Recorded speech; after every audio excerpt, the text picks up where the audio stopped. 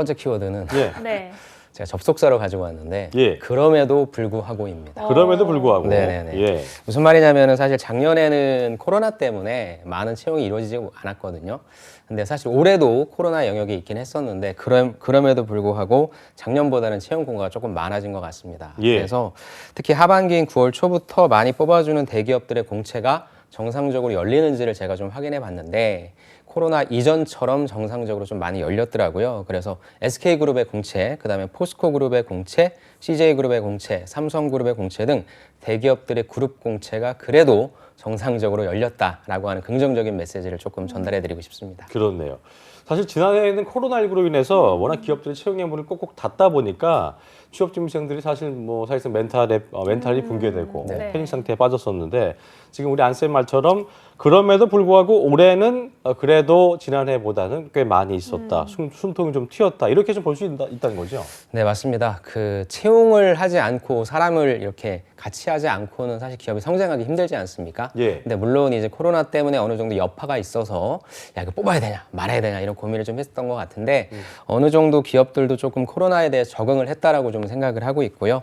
또 무엇보다도 기업들의 실적이 물론 기저효과도 조금 있긴 하지만 예. 앞으로 좀 좋은 그런 성과들이 계속 좀 나오고 있지 않습니까? 그리고 네. 특히나 코로나 때문에 비대면 쪽에 있어서의 비즈니스를 하는 쪽들도 많이 늘어나 있기 때문에 앞으로 이런 쪽들을 조금 필두로 해가지고 좀 긍정적으로 채용 소식이 전해지지 않을까 전 그렇게 생각합니다. 그렇군요. 두 번째 키워드는 수시 채용입니다. 수시 채용 예. 아마 여러분들 너무 좀 귀에 뭐 딱지가 앉을 정도로 네. 좀 많이 들어보셨을 텐데 제가 또 역시 딱딱한 얘기 먼저 간단하게 말씀드리고 의미를 좀 말씀드려 볼게요. 올해 수시 채용으로 많이 전환됐고 내년에는 이러한 경향이 더욱더 강화될 전망이라고 하는데요. 4대 그룹 중에서는 현대차가 2019년도부터 스타트를 끊었고요. LG도 어느샌가 소리 소문 없이 수시 채용으로 진행했고요. SK도 대대적으로 공표를 했죠. 우리도 내년부터는 수시 채용으로 하겠다. 그래서 이제 남은 건 삼성밖에 없단 말이죠. 그래서 삼성만 공채 제도를 유지하게 됐고요. 전체 기업으로 대상을 넓혀봐도 정기 공채는 좀 빠르게 줄어들고 있다고 하는데 제가 준비한 표를 좀 보시면 이게 한국경제연구원에서 가지고 온 표인데 매출액 상위 500대 기업을 대상으로 올해 하반기 때 신규 채용 계획을 조사했다고 합니다. 근데 예. 아직은 이제 뭐 실행한 것까지는 나오진 않았지만 최초에 계획했을 때 보면은 응답 기업 121곳 중에서 32.2%만 채용 계획을 수립하겠다. 그렇다면 신규 채용 계획을 세우지 않은 기업은 54.5%였는데 네. 이것도 물론 좋은 의미이긴 합니다.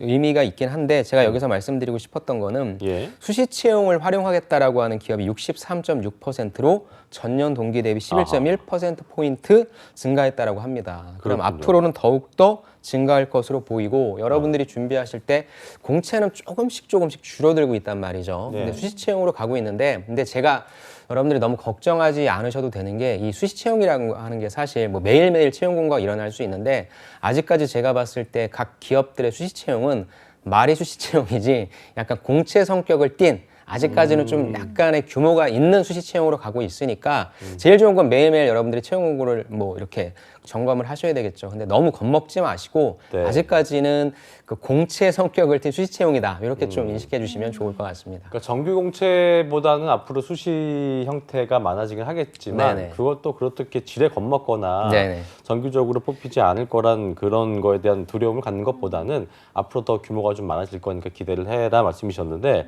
자 그렇다면 기업 입장에서 대규모 공채에서 수시 채용으로 바뀌는 이유 뭐 사실 저희가 뭐 유추해 볼 수 있겠습니다만 네네. 회사도 이제 이윤 창출이 나야지 더 뽑을 그렇죠. 수 있는 거니까 맞습니다. 아무래도 이제 뭐 코로나19 이슈 때문에도 그렇겠지만 여러 이유가 있겠습니다만 그렇게 수시 채용으로 전환되는 이유는 저희가 어떤 게 가장 크다고 봐야 될까요? 제가 또 두 가지 이유를 한번 좀 뽑아봤는데요. 예. 첫 번째는 기업이 망할 수도 있다라고 하는 걸 본인들이 좀 느낀 것 같아요. 본인들이 예전에 우리가 항공산업, 호텔산업, 뭐 여행사업 이런 데들이 이렇게 휘청일 거라고는 어느 누구도 상상을 못했잖아요. 근데 코로나라고 하는 거대한 외부 변수로 인해서 야 우리가 문을 닫을 수도 있구나 라고 하는 걸 사람들이 다 알아버린 거죠. 그러다 보니까 그렇죠. 예전에는 기업이 사람 뽑아서 들어와라. 같이 육성해서 같이 우리 저곳을 향해 나아가자라고 해서 천천히 갔는데 이제는 내일 어떻게 될지 모르잖아요. 그렇죠. 우리가 또 다시 재개하려고 하는데 코로나 또 터지고 또 맞고 이런 식의 좀 반복되다 보니까 기업들도 뽑아서 바로바로 좀 생산성을 내줄 수 있는 사람들이 좀 필요한 것 같아요. 앞으로의 경영 환경이 조금씩 더 흐려지고 있으니까. 그래서 네. 수시 채용 쪽이 저는 조금 더 강해지는 것 같고요. 두 번째는 물론 저는 그런 세대가 좀 아니라서 조금 속상하긴 하지만 네. MZ 세대 분들이잖아요. MZ. 예. 예. 이분들이 이제 회사로 많이 들어오고 있거든요. 조직 문화가 알게 모르게 최근에 삼성도 뉴삼성이라고 해서 좀 많이 개편하고 했는데 기업 문화가 이제 좀 많이 바뀌고 있어요. MZ 세대들이 이제 회사의 주축이 되고 소비의 주축이 되다 보니까 이들의 정서를 이해하지 못하면 회사가 기업이 살아남을 수 없다라고 저는 생각합니다. 그래서 MZ 세대들을 뭐 꼭 그분들을 위한 건 아니겠지만 이젠 직급도 없어지잖아요. 네. 자리도 없어지잖아요. 이러한 다양한 것들을 반영한 약간의 좀 말랑말랑한 조직 문화 이런 부분들을 반영해서 저는 수시 채용이 이루어지고 있다고 하는데 예전에 어떤 한 인터뷰를 봤는데 신입사원이 들어오셨어요. 네. 꿈이 뭐냐? 보통 신입사원의 꿈이 뭐냐라고 물어보면 저 같은 경우에는 저는 대표님처럼 CEO가 되는 것입니다 라고 얘기할 것 같은데 네. 예, 전 퇴사가 꿈입니다 어. 라고 얘기하더라고요. 전 좀 깜짝 놀랐는데 물론 모든 분들이 다 그렇다는 건 아니지만 이걸 기업들이 조금씩 안 것 같아요. 예전에는 들어오면 회사랑 같이 성장하겠다라고 하는 목표가 있는 사람들이 있었는데 이제는 그런 사람들이라기보다는 회사는 회사야. 내 삶이 중요해. 무슨 회사가 나의 모든 인생을 책임져 주는 건 아니고 라고 하는 그런 문화가 조금씩 좀 들어온 것 같아요. 그러다 보니까 예. 기업도 여러분들을 무조건 같이 육성해야 되겠다 이런 생각을 조금씩 덜 하는 것 같아요. 그래서 이런 두 가지 때문에 좀 그런 것 같고요. 예. 제가 또 자료를 하나 갖고 왔는데 잡코리아에서 20대, 30대 남녀 직장인 343명을 대상으로 해서 첫 이직 경험에 대해 조사를 했다라고 해요. 그러다 보니까 75.5%가 이직을 해본 것으로 드러났다라고 하고요. 이들 중 상당수가 입사 1년이 채 되지 않아서 퇴사를 결정했다라고 합니다. 네. 그래서 또 하나의 자료를 좀 갖고 왔는데 그렇다면 MZ세대 분들은 왜 이직을 하는지 그 이유에 대해서 좀 갖고 왔는데 다른 것보다도 워라밸 불만족이 되게 컸다라고 합니다. 워라밸 그래서 불만족. 예, 예. 업무가 과다하다 아니면 야근으로 개인 생활을 누리기가 힘들다. 그러니까 아까도 말씀드렸지만 내 생활과 회사 생활을 이제 분리해서 명확하게 좀 따지고 있는 것 같아요. 그래서 이런 것들이 이제 기업의 조직 문화를 만들 때도 당연히 반응을 할 것이고요. 그래서 아까도 말씀드렸지만 공채 우리는 하나다 앞으로 나가자 라기보다는 모여서 애자일 조직이라고 하죠. 그런 식의 어떤 조직 문화 형태 그래서 수시 채용 쪽이 조금 더 강화되고 있지 않나 저는 그렇게 생각합니다. 그렇군요. 세 번째 키워드는 또 접속사를 또 하나 말씀드리면 그래서 직무 역량입니다. 그래서 직무 역량이 강화되고 있다라고 하는 부분인데 이건 또 앞서 말씀드렸던 수시 채용과도 연관된 부분이라고 말씀드릴 수 있죠. 그렇군요. 취업 준비생들이 가장 답답한 것 중에 하나가 뭐냐면 이제 신입 직원들 채용하면서 직무 역량을 바라는 게 우리가 지금 배우려고 들어온 건데 그렇죠. 물론 이제 네. 기본 베이스는 뭐 공고해야겠지만 우리가 직무 역량 들어와서 배우는 건데 이걸 바라는 것 자체가 좀 이게 넌센스 아니냐 말이 안 되는 거 아니냐 네. 이런 불만 갖는 사람들 많잖아요, 그렇죠? 그렇죠. 어떻게 생각하면 네. 말도 안 되죠. 네. 직업을 찾기 위해 왔는데 이전까지 경력이 뭐가 있냐라고 물어본다는 게 좀 말도 그렇죠. 안 되는 것 같긴 한데 네.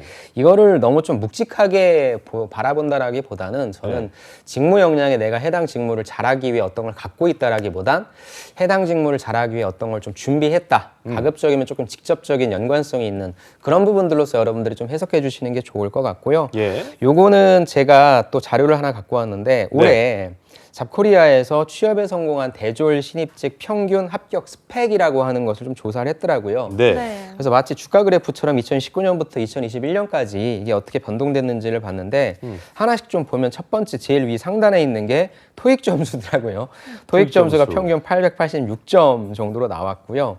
그 다음에 두 번째가 이제 영어 말하기 점수 보유, 우리가 흔히 얘기하는 토스나 오픽이죠. 이게 예. 65.5%. 그 다음 3위가 자격증 보유. 자격증이 있고요. 그 다음에 4위가 이제 사회 봉사 경험이 있고요.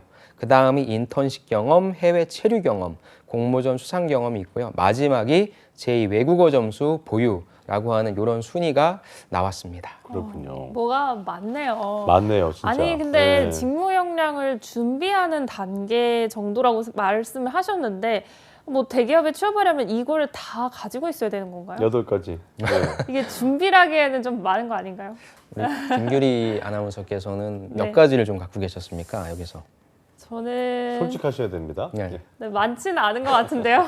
많지 않고 한 7가지 갖고 계신가요? 아닙니다.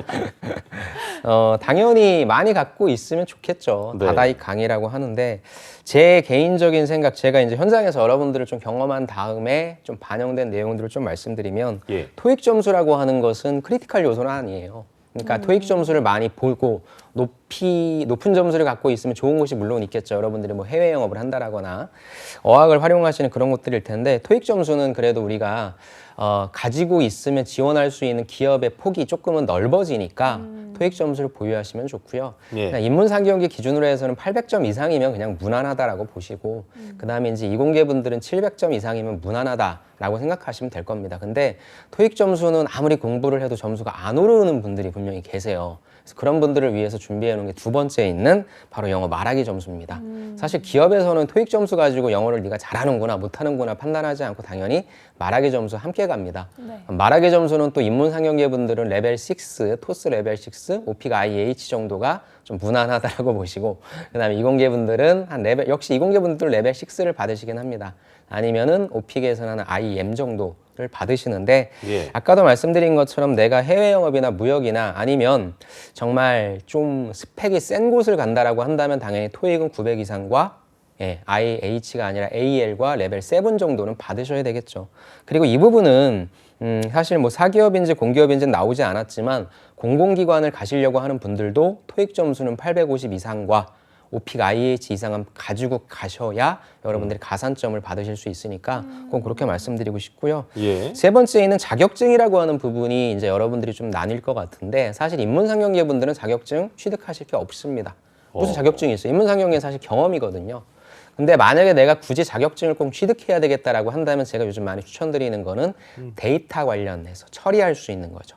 그래서 사실 직장 들어가서 제일 많이 쓰는 게 엑셀이거든요. 그래서 네. 엑셀을 잘하시면 좋아요. 그래서 커말 1급이나 아니면 데이터 관련된 처리 자격증을 갖고 계시면 좋고 이공계 분들은 당연히 기사 자격증이 있으시는 게 좋을 것 같아요. 그래서 사기업 지원하시려고 하는 분들도 아니 뭐 기사 없어도 되는데요. 근데 저는 여러분들이 어차피 4년 동안 공부하신 거고 기사를 딸 수 있는 그 자격 요건이 주어지잖아요. 그렇다고 한다면 기사 자격증을 갖고 계신 게 좋을 것 같고 예. 가급적이면은 쌍기사 그리고 여러분들이 다 엔지니어 쪽으로 많이 가시는데 엔지니어가 상대적으로 불리한 분들도 계시니까 그런 분들은 뭐 품질 기사도 좋을 것 같아요. 품질 경영 기사. 그래서 이공계 분들은 당연히 기사 쪽을 따시고 앞으로의 산업이 우리가 ESG라고 하잖아요. 네. 그럼 안전이나 환경이나 관련해서의 그 투자가 많이 들어갈 겁니다. 특히나 환경. 그래서 저는 환경 쪽 관련된 자격증도 좀 한번 생각해 보시고 준비해 보시는 게 좋을 것 같고요. 예. 네 번째에 있는 사회봉사 경험은 사실 제가 좀 단적으로 말씀드리면 사회봉사 경험은 여러분들이 코이카 갈 거다. 무슨 사회복지단체나 이런 데 갈 거다 아니다라고 한다면 필요는 없는 것 같습니다. 그러니까 예전에는 이 봉사 경험을 뭔가 좀 소위 인정해 주던 시절이 있었는데 예. 지금은 이거 할 시간도 없어요. 할 수도 없고. 그래서 이 부분은 진짜 여러분들이 사회공헌 활동의 일환으로 한번 해보시고 이 부분을 취업 스펙으로 만드시는 경험은 저는 그렇게 추천은 드리지 않고요. 그 시간에 뭐 해야 되냐? 바로 그 밑에 있는 인턴십입니다. 인턴십이 제일 중요해요. 아까 우리 김승재 아나운서께서 저한테 말씀해 주신 게 아니 무슨 신입으로 들어가야 되는데 경력을 쌓아야 그렇죠. 되냐. 그래서 관련된 경력을 만드는데 제일 좋은 게 바로 이 인턴입니다. 그래서 이제 겨울방학이죠, 여러분. 지금 겨울방학이라면 여러분들이 집에서 자소서만 쓰고 필기만 푼다는 것도 의미 있겠지만 제일 좋은 건 회사에서 인턴 생활하시는 게 제일 좋아요. 근데 공공기관에 있어서 이름 있는 인턴도 좋지만 이름 없는 곳에서의 단순한 사무지원 업무도 괜찮으니까 여러분들이 12월, 1월, 2월 동안에 뭐 할 거냐? 인턴 해야 되겠다. 사실 대단한 일은 아니지만 아 회사란 게 이런 거구나 라고 좀 느낄 수 있는 그러한 일들을 할 수 있는 인턴의 경험을 해보는 게 제일 좋을 것 같고요. 예. 그 다음에는 해외 체류 경험을 하고 싶어도 못하죠. 못 나가니까. 그렇죠. 그래서 요거는 조금 많이 줄어들어서 그렇게 네. 좀 말씀드리고 싶고 공모전 수상이다. 공모전이라고 하는 것은 여러분들이 보통 서포터즈라든지 뭔가 마케팅 전략 짜는 건데 특히 인문상경계 분들이 팀플레이 하는 게 좀 필요할 것 같고요. 고학년이라기보다는 저학년이신 분들이 팀플레이를 한다는 차원에서 요거 준비하시면 좋을 것 같고 제2외국어 점수는 굳이 내가 시간이 굉장히 남아 돈다 라고 하시는 분들 아니면 내가 어느 특정 국가를 타겟으로 해서 그쪽 가서 해외 영업이나 무역하겠다라고 하는 분들 아니면 이 부분도 역시 여러분들이 스킵해 주셔도 좋을 것 같습니다. 네, 근데 듣다가 제가 궁금한 게 있는데, 네. 근데 인턴 경험이 중요하다고 하셨는데, 네. 근데 이게 사실 인턴도 요즘 쉽지가 않거든요. 그렇죠. 네, 근데 혹시 뭐 이름이 그렇게 뭐 유명하지 않은 기업도 뭐 상관없는 건가요? 네네, 전 전혀 상관없다고 생각합니다. 어. 그래서 일단 저는 기업의 네이밍을 보기 전에 여러분들이 가고 싶어하는 직무를 찾아보세요. 예. 영업 관리하고 싶으신 분은 영업 지원 쪽 찾아보시고 그 다음에 인사 쪽 해보고 싶으신 분들은 경영 지원이나 이런 쪽 찾아보시면 되니까. 예. 그러니까 이름이 있는 곳에서 하면 좋긴 하겠죠. 근데 아까 말씀 주신 대로 그게 이제 금턴이잖아요. 그럼 굳이 내가 그 경쟁률을 뚫고 거기 지원하는 것보다는 좀 이렇게 표현은 그렇지만 많이 널려 있습니다. 어쨌든 경험을 좀 쌓는 게 중요하죠. 그렇죠. 훨씬 중요하죠. 그래서 어차피 여러분들이 대기업에 가나 아니면 조그만 이름 없는 회사에 가나 하게 되는 일들은 거의 비슷비슷할 거니까 조직 생활이 어떻다라고 하는 감을 느낄 수 있는 그런 곳에서 네. 근무하시고 집에 오셔서 자기소개서 쓰시거나 필기 준비하시는 거예요. 그게 전 제일 좋은 전략이라고 생각합니다. 예. 저희 아까 그 올해 취업에 성공한 대졸 신입직 그 평균 합격 스펙표 한번 띄워주시면 거기 MZ 세대가 단군 이래 최고 스펙을 쌓은 세대라고 했기 때문에 네. 뭐 정말 대단한 것 같습니다. 이런 걸 다 만약 한다면 근데 2019년부터 2021년까지 그래프를 그려놓은 거잖아요. 네네. 그래서 이제 우상향이 아니고 이제 우하향 쪽인 걸 바라보면은 네. 토익 점수 평균 점수랑 사회 봉사 경험은 좀 증가를 했고 네. 아까 얘기하셨던 중요하다고 했던 인턴십을 포함해서 자격증 이런 건 조금 이제 줄었거든요. 이거는 어떤 트렌드의 변화가 있는 건지 네. 어떻게 제가 해석해야겠습니까? 굉장히 날카로운 질문을 던져주셨습니다. 제가 신나게 인턴이 중요하다고 했는데 오히려 인턴의 퍼센티지는 떨어졌으니까요. 네네. 그래서 여러분들이 이게 여러분들도 필기에서 보시는 자료 해석을 잘 하셔야 되는데 이게 약간의 뭐가 있냐면 여러분들이 인턴을 하시려고 하고 그 다음에 뭐 해외 체류라든지 이런 부분들을 하려고 했는데 자격증이나 이런 부분들을 하려고 하는데 이게 왜 떨어졌냐? 예. 기회가 적어졌기 때문입니다. 기회가 예, 자격증 시험 보려고 했는데 코로나 때문에 연기되고 인턴으로 뽑아야 되는데 회사에서 외부에서 사람들 들어오는 걸 꺼려 했잖아요. 그러다 보니까 기회가 없어져서 이게 떨어진 거지. 가만히 이 표를 보니까 자격증과 인턴십은 뚝 떨어졌네. 그렇다면 이거는 중요하지 않은 게 아닌가? 그게 아니다. 네, 그게 아닙니다, 여러분. 더 중요한 건 이겁니다. 그래서 이 자료를 올바로 해석하셔야 됩니다. 알겠습니다. 네, 우리 이제 내년 취업을 위해서 좀 선택과 집중도 해봐야 될 것 같은데요. 그렇습니다. 좀 이것만큼은 진짜 꼭 갖춰야 된다 하는 베스트 3 꼽아주실 수 있을까요?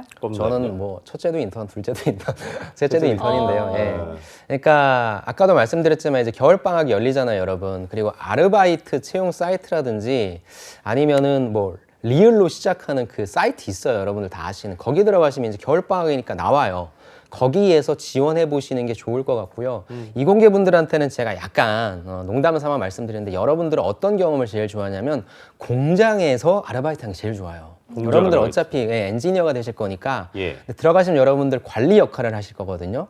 그러면 실제 여러분들이 아르바이트 하실 때는 진짜 여러분들이 실질적인 생산직을 하시잖아요. 그럼 그런 분들과 소통하면서 문제를 해결해야 되는 거기 때문에 물론 반도체 교육 듣고 뭐 하는 것도 좋은데 실제 공장에서 품질이라는 게 이런 거구나. 맞아요. 생산이라는 게 이런 거구나. 이런 거 위험하니까 피해야 되겠다. 환경적으로는 이렇게 하니까 뭔가 해치해야 되겠구나라는 것들을 느낄 수 있으니까 공장에서 한 이 2달 동안만 뭐 겉으로는 뭐 생산이니 품질이니 뭐 이런 네이밍을 갖고 있겠지만 실제 들어가시면 생산 우리가 이게 그 일용직 근로자처럼 되게 힘들거든요. 근데 그 경험을 갖고 있으면 여러분들의 서류 합격률이 높아지고요. 아, 내가 엔지니어로서 어떻게 해야 된다라고 하는 감이 잡히니까 저는 무엇보다도 경험을 쌓기 위해 좀 노력하자. 그래요. 그 말씀을 좀 드리고 싶습니다. 우리가 공공기관에서 경험과 경력을 나누긴 하는데 여기에서는 그 조건으로 본다면 경력을 갖고 계신 올드루키 이분들이 취업 시장에 너무나 많이 들어오고 있다라고 하는 게 좀 사실 저는 좀 이렇게 좀 날 것으로 표현하는데 생신입이신 분들, 학교만 다니시고 이제 취업하셔야 되는 분들에게는 그렇죠.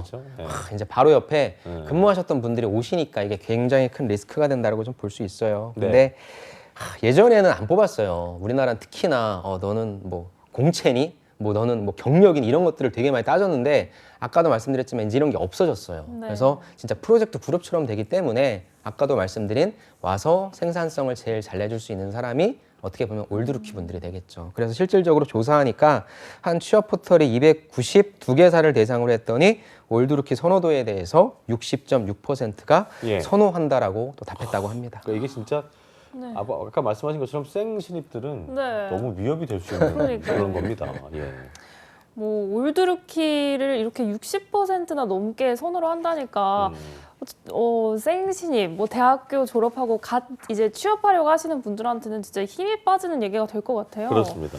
좀 어떻게 준비를 해야 될까요?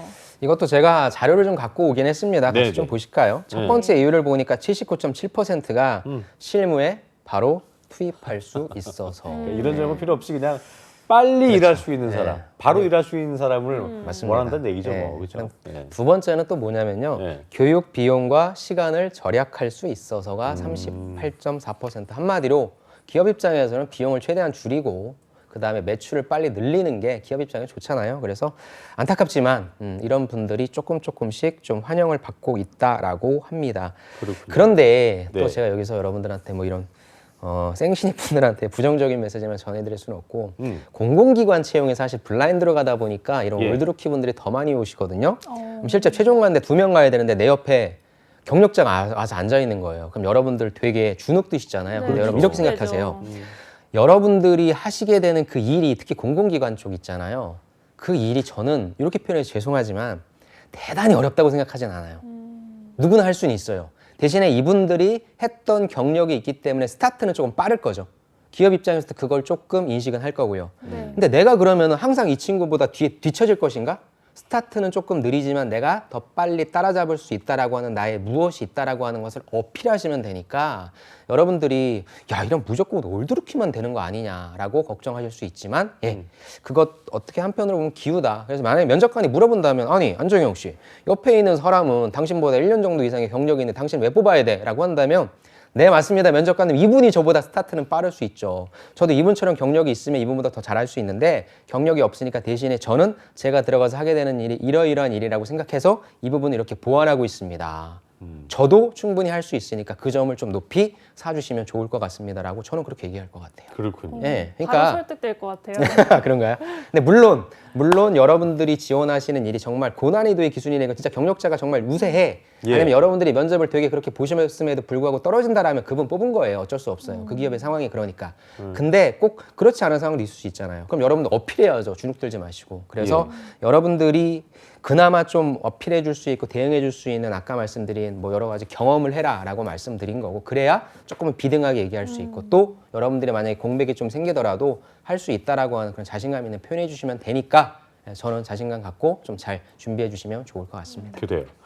어쨌든 그래도 기업들은 올드루키를 선호한다는 게 이제 저희가 이제 어떻게 보면 지금 현재 상황이라고 볼 수 있을 텐데 어느 정도의 경력을 또 선호할지 올드루키 입장에서도 이걸 또 경력으로 내보내는 게 좋을지 아닐지도 또 그럴 수 있는데 너무 많아도 문제일 것 같고 네네. 적어도 좀 뭐 크게 효과가 없을 것 같고 호불호가 있을 것 같은데 어떻게 좀 저희가 예상해야 될까요? 여기에서 나온 자료로는 경력 연차를 보니까 평균 1년 5개월 정도. 예. 그러니까 어느 정도 조직 생활은 조금 해봤고 그 다음에 이거는 근데 이제 누구를 대상으로 하느냐가 조금 뭐 그런 것 같긴 하지만 관련된 직무에 관련된 분들 있죠. 진짜 딱 직접적으로 연관되는 그분들인 것 같아요. 그래서 신입으로 가르치려면 또 여러 가지를 처음부터 해야 되니까 어느 정도 일머리는 조금 있을 수 있고 조직 생활에 대한 눈치도 있는 그런 시점으로 봐서 저는 여러분들이 준비하실 때에도 여러분들도 올드루키가 될 수 있잖아요. 그렇다고 네네. 한다면 전 6개월 이상 되는 시점부터는 여러분들이 다시 지원하려고 하는 기업 쪽에 우리가 흔히 반수라고 하죠. 대학 갈 때. 네. 그런 개념으로서 여러분들도 6개월 이상부터는 네. 올드루키로 지원해 보셔도 좋을 것 같습니다. 네. 다섯 번째는 AI 면접입니다. AI 면접이요? 면접은 제가 네. 이전에 나와서도 좀 잠깐 소개를 드렸는데 예. 네. AI 면접은 말이 면접이에요, 여러분. AI 면접은 여러분들의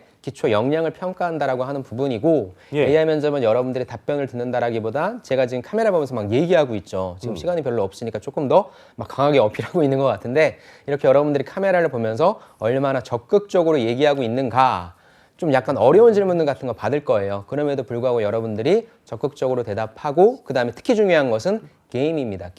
게임이 재밌고 이런 게 아니라 여러분들 짜증나게 하고 힘들게 하는 건데 네. 그럼에도 불구하고 일정한 패턴과 속도와 그 다음에 역시 감정적인 어떤 대응 없이 여러분들이 좀 최선을 다해 풀어주신다면 좋은 결과가 있을 것이라 생각되고 마지막으로 네. AI 면접은 여러분들 한번 시뮬레이션 해보셔야 돼요. 여러분들이 합격하면 합격할 확률, 불합격하면 또 불합격할 확률이 높기 때문에 네. 저는 가급적이면 꼭 한번 경험을 해봐라. 그 말씀을 좀 드리고 싶습니다. 자 그리고 끝으로 취업준비생들한테 요 팁은 내가 꼭 드리고 가겠다 하는 게 있을 것 같아요. 들어볼까요? 제가 이전에까지는 좀 기술적인 팁들을 많이 드렸다면 예. 네. 이제 1년이 저물어 가잖아요, 여러분. 네. 제가 어제도 4명을 취업 컨설팅을 진행했는데요. 지금 되게 힘들잖아요. 근데 4분이나 면접을 보러 가시죠. 이거 보면은 어딘가에서는 여러분들을 뽑고 있는 자리는 있고요. 네. 된 분들, 준비가 되신 분들은 다 들어갑니다. 어떻게 보면 내년엔 여러분들 더 흔들 수 있어요. 취업할 데가 없다, 힘들다. 맞아요. 언론에서는 그렇게 얘기할 수 예. 있는데 부화내동하지 마시고요. 여러분들 스스로가 가슴에 딱 손을 얹고 열심히 했어? 그럼 여러분들 일자리는 전 있다고 생각합니다. 그래서 여러분들을 잘 믿으시고 이번 겨울 시즌 때 내가 무엇을 어떻게 경험해서 과연 내 직무 역량을 높일 것인가에 대해서 진지하게 고민해 보시고 실행해 보시길 부탁드리고 싶습니다. 아, 네. 좋습니다.